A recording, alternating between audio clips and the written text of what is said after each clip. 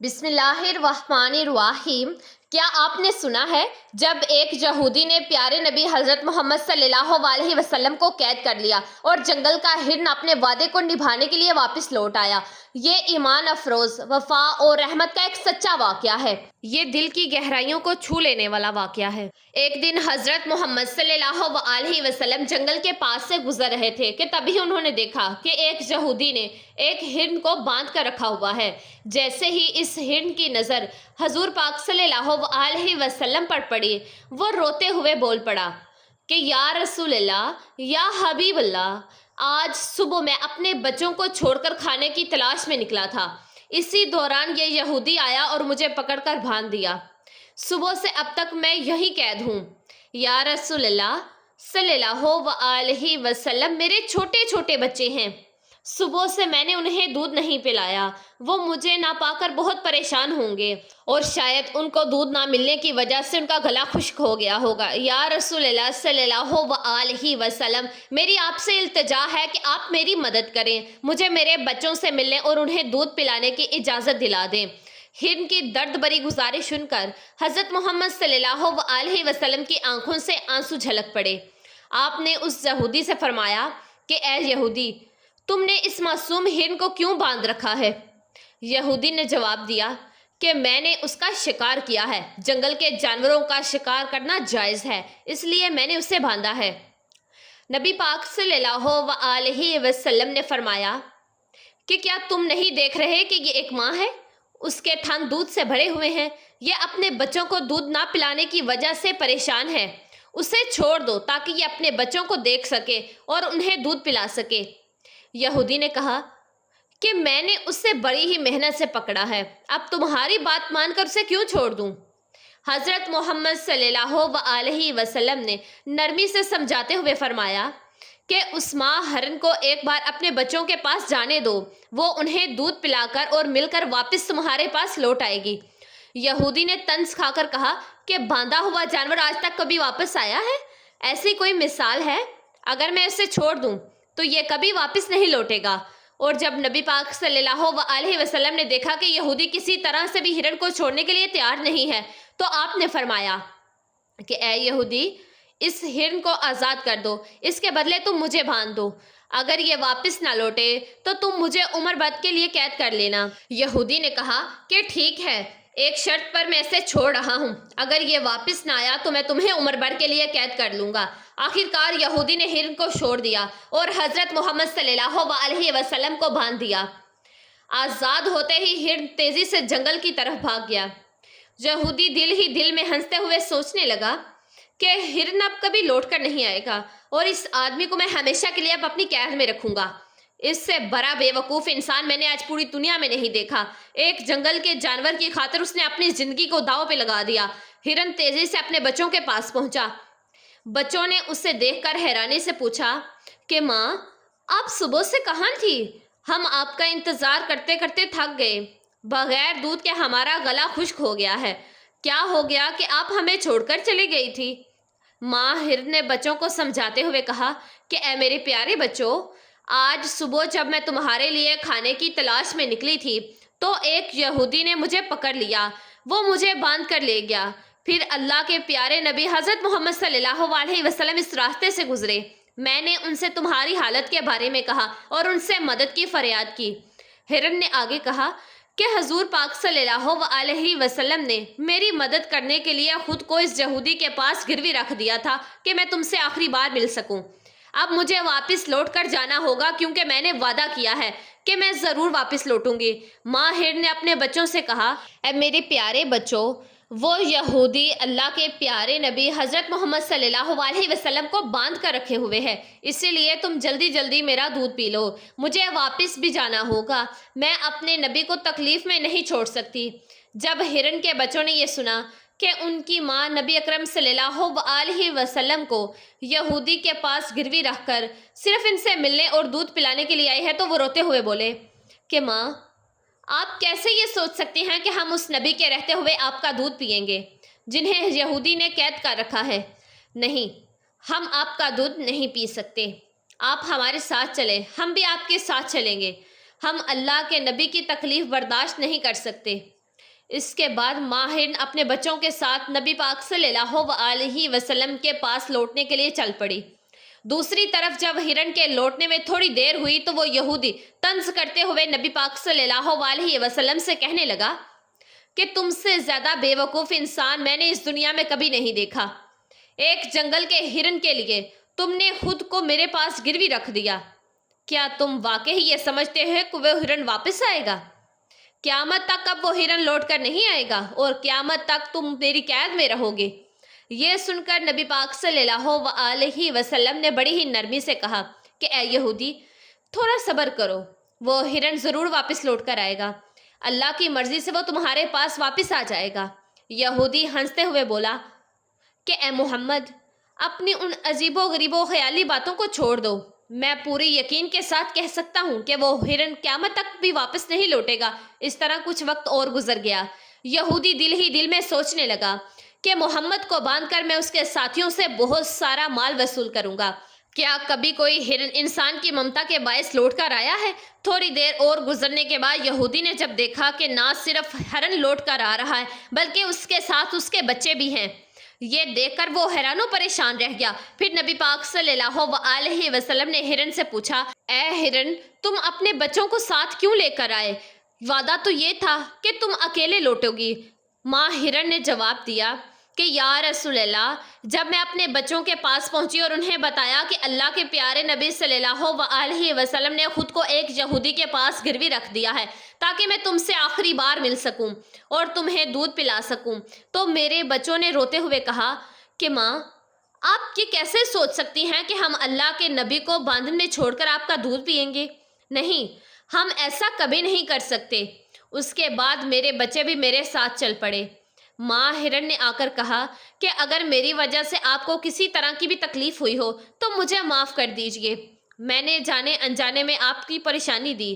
پھر نبی پاک صلی اللہ علیہ وسلم نے یہودی کی طرف دیکھا اور فرمایا کہ اے یہودی، دیکھو تمہارا ہرن لوٹ آیا ہے، وہ اکیلا نہیں آیا بلکہ اپنے بچوں کو بھی ساتھ لے کر آیا ہے، اب تم ان کا جو چاہو استعمال کر سکتے ہو۔ اور ایک بات یاد رکھو، میں صرف انسانوں کا نبی نہیں ہوں، میں جنگل کے جانوروں، پرندوں اور پوری کائنات کا نبی ہوں۔ یہ بات کہہ کر جب نبی پاک صلی اللہ علیہ وسلم جانے لگے تو وہ یہودی پیچھے سے پکارتے ہوئے بولا کہ یا رسول اللہ، یا حبیب اللہ، وہ ہرن جو آپ کی ممتا میں واپس لوٹ آیا، میں سمجھ گیا کہ آپ اللہ کے سچے نبی ہیں۔ یا رسول اللہ، مجھے اپنے ہاتھوں سے کلمہ پڑھا کر مسلمان بنا دیجئے، مجھے اب اس ہرن کی کوئی ضرورت نہیں ہے، میں اسے آپ کو سونپتا ہوں اور آپ کی خدمت میں اپنی زندگی گزارنا چاہتا ہوں۔ اس کے بعد وہ یہودی نبی پاک صلی اللہ علیہ وسلم کے ہاتھوں پر کلمہ پڑھ کر مسلمان ہو گیا۔ ایک اور بہت ہی خوبصورت سا واقعہ میں آپ کے ساتھ شیئر کرتی ہوں۔ ایک دن نبی پاک صلی اللہ علیہ وسلم اپنے صحابہ کے ساتھ ایک مجلس میں تشریف فرما تھے۔ اسی وقت ایک غریب بدو دیہاتی وہاں آیا اور اس کے ہاتھ میں ایک گرگٹ یعنی کہ چھپکلی تھی جسے اس نے پکڑا ہوا تھا۔ اس نے صحابہ کی طرف اشارہ کرتے ہوئے پوچھا کہ یہ شخص کون ہے؟ صحابہ نے جواب دیا کہ یہ اللہ کے رسول ہیں، یہ تمام جہانوں کے نبی ہیں۔ بدو نے کہا کہ میں لات اور عزی کی قسم کھا کر کہتا ہوں کہ میں انہیں نبی نہیں مانتا، لیکن اگر میرے ہاتھ میں جو گواہ ہے، اگر یہ گرگٹ آپ کی نبوت کی گواہی دے دے تو میں آپ کو نبی مان لوں گا۔ اس بدو نے نبی پاک صلی اللہ علیہ وسلم کی طرف دیکھتے ہوئے کہا کہ اے محمد، جب تک یہ گرگٹ آپ کی نبوت کو نہیں مانے گا میں بھی آپ کو نبی نہیں مانوں گا۔ نبی پاک صلی اللہ علیہ وسلم نے مسکرا کر اس بدو سے فرمایا کہ اے بدو، سچی بات بتا کہ اگر یہ گرگٹ تیری بات مان کر میری نبوت کی گواہی دے دے تو کیا تم یقیناً مجھ پر ایمان لے آئے گا؟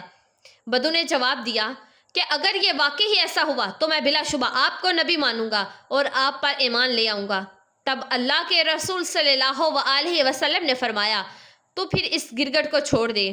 بدو نے حکم کے مطابق گرگٹ کو چھوڑ دیا۔ پھر نبی پاک صلی اللہ علیہ وسلم نے گرگٹ کو پکارا کہ اے گرگٹ، ہمارے پاس آ اور جواب دے۔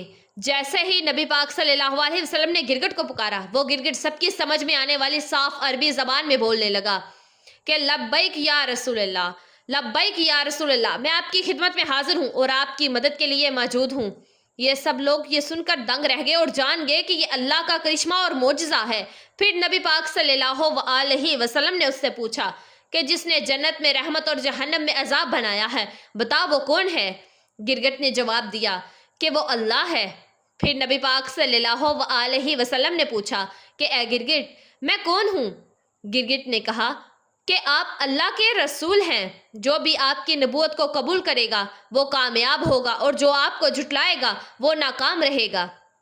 پھر نبی پاک صلی اللہ علیہ وسلم نے اس غریب بدو کی طرف دیکھا اور فرمایا کہ اب کیا تیرے دل میں میری نبوت کے بارے میں کوئی شک باقی ہے؟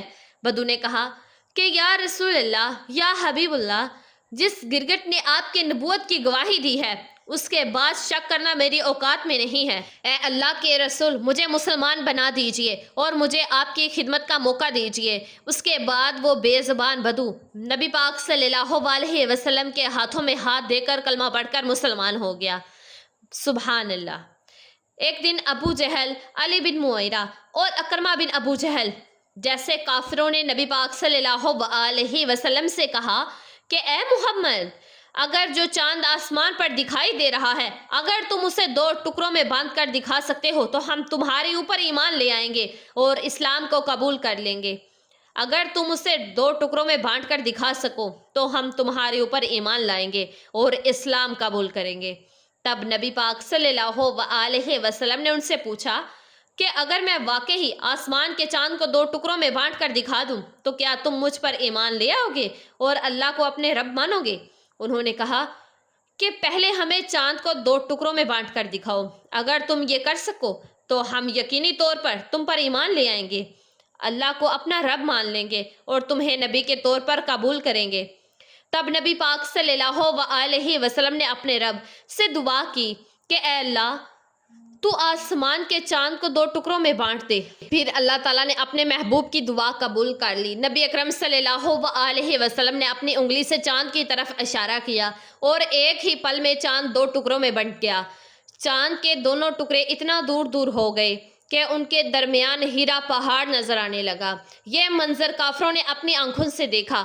پھر نبی پاک صلی اللہ علیہ وسلم نے ان کا نام لے کر پکارا کہ اے ابو جہل، تم گواہ بنو، اے علی بن معیرہ، تم گواہ بنو، اے راج بنائر، تم گواہ بنو۔ میں نے تمہاری شرط کے مطابق آسمان کے چاند کو 2 ٹکڑوں میں بانٹ دیا ہے۔ اب تم لوگ اپنی بات نبھاؤ، اللہ کو رب مانو اور مجھے نبی کے طور پر قبول کرو۔ مگر کافر ہنستے ہوئے کہنے لگے کہ اے محمد، اب تک ہم یہ سمجھ رہے تھے کہ تمہارے پاس صرف اس دھرتی کی چیزوں پر جادو کرنے کی طاقت ہے، لیکن اب تو ہم دیکھ رہے ہیں کہ تم آسمان کے چاند پر بھی جادو کر سکتے ہو۔ تمہاری طرح اتنا بڑا جادوگر ہم نے آج تک نہیں دیکھا۔ اور یاد رکھو، ہم کبھی کسی جادوگر کو نبی نہیں مان سکتے۔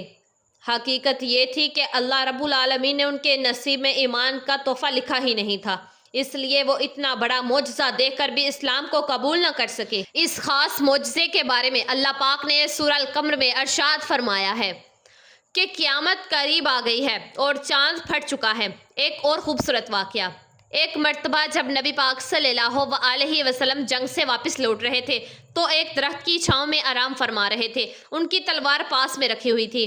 اسی وقت ان کا ایک دشمن وہاں پر آ گیا۔ اس نے تلوار اٹھائی، منع کا پردہ ہٹایا اور سیدھا نبی پر تان دی۔ پھر وہ شخص کہنے لگا کہ اے محمد، اب بتا کہ تمہیں میرے ہاتھ سے اب کون بچائے گا؟ نبی پاک صلی اللہ علیہ وسلم نے بڑے اطمینان اور ہمت سے جواب دیا کہ مجھے اللہ پاک بچائے گا۔ جیسے ہی اس نے یہ سنا، اس کا جسم کانپنے لگا، ہاتھ پاؤں تھرتھرانے لگے اور ڈر کے مارے تلوار اس کے ہاتھ سے نیچے گر گئی۔ پھر نبی پاک صلی اللہ علیہ وسلم نے تلوار اٹھائی اور فرمایا کہ اب بتا، تمہیں میرے ہاتھ سے کون بچائے گا؟ اب وہ شخص کانپتے ہوئے کہنے لگا کہ اگر کوئی عزت دار شخص میری جان بخش سکتا ہے تو وہی بچا سکتا ہے۔ اس پر نبی پاک صلی اللہ علیہ وسلم نے فرمایا کہ جا، میں تجھے معاف کرتا ہوں اور تجھے کوئی نقصان نہیں پہنچاؤں گا۔ رسول پاک صلی اللہ علیہ وسلم کی اس رحمت اور عظیم انسانیت کو دیکھ کر وہ شخص حیران رہ گیا۔ وہ اپنے قبیلے کے پاس لوٹ گیا اور کہنے لگا کہ میں ایسے انسان سے آج ملا ہوں جس کی شفقت اور برکت کی کوئی مثال نہیں ہے۔ اے میری قوم، آج سے میں تم سے جدا ہو رہا ہوں۔ اب میں اس شخص کے لیے اپنی جان بھی قربان کر سکتا ہوں۔ پھر وہ شخص نبی پاک صلی اللہ علیہ وسلم کے پاس واپس آیا اور عرض کی کہ یا رسول اللہ، مجھے مسلمان بنا دیجئے اور مجھے آپ کے قدموں میں خدمت کرنے کا موقع دیجئے۔ پھر نبی پاک صلی اللہ علیہ وسلم نے اسے کلمہ پڑھایا اور وہ شخص مسلمان ہو گیا۔ سبحان اللہ۔ ایک اور خوبصورت واقعہ۔ ایک دفعہ کا ذکر ہے جب اسلام کی دعوت مدینہ منورہ تک پہنچی تو سنامہ نامی شخص حضرت محمد صلی اللہ علیہ وسلم کا بہت بڑا دشمن بن گیا۔ اس نے مسلمانوں کو بہت تکلیفیں پہنچائی اور اسلام کو روکنے کی بہت کوششیں کی، لیکن ایک دن وہ مسلمانوں کے ہاتھوں گرفتار ہو گیا۔ مسلمانوں نے اسے مدینہ منورہ لا کر مسجد نبوی کے ایک ستون سے باندھ دیا۔ رسول پاک صلی اللہ علیہ وسلم جب اسے باندھا ہوا دیکھ کر پاس آئے تو فرمایا کہ اب تم ہمارے قبضے میں ہو، بتا تمہارے ساتھ کیا سلوک کیا جائے؟ ثمامہ نے جواب دیا کہ اگر آپ مجھے قتل کر دیں تو میں واقعی اس سے زیادہ حقدار ہوں، اگر احسان کر کے چھوڑ دیں تو میں اسے احسان کا شکر ادا کروں گا، اور اگر آپ فدیہ مال لینا چاہیں تو وہ بھی میں دینے کو تیار ہوں۔ رسول اللہ صلی اللہ علیہ وسلم یہ سن کر وہاں سے چلے گئے۔ دوسرے دن پھر وہی سوال اور وہی جواب۔ تیسرے دن بھی جب یہی بات چیت ہوئی تو آپ نے ثمامہ کو معاف کر کے آزاد کر دیا۔ اس حسن اخلاق کا ثمامہ پر بہت گہرا اثر ہوا۔ وہ مدینہ کے ایک باغ میں گیا، نہایا اور پھر واپس مسجد میں آیا۔ اس وقت رسول پاک صلی اللہ علیہ وسلم مسجد میں تشریف فرما تھے۔ ثمامہ نے آ کر کہا کہ اے محمد صلی اللہ علیہ وسلم، اب آپ کی ذات، آپ کا دین اور آپ کا شہر مجھے اس پوری دنیا میں سب سے زیادہ عزیز ہے۔ پھر اس نے کلمہ شہادت پڑھا اور اسلام قبول کر لیا تو اس نے کہا کہ یا رسول اللہ، میں عمرہ ادا کرنے کے لیے جا رہا تھا لیکن آپ کے صحابیوں نے مجھے راستے میں گرفتار کر لیا۔ رسول اللہ صلی اللہ علیہ وسلم نے انہیں عمرہ مکمل کرنے کی اجازت دی۔ جب ثمامہ مکہ پہنچے تو کفار مکہ کہنے لگے کہ ثمامہ بے دین ہو گیا۔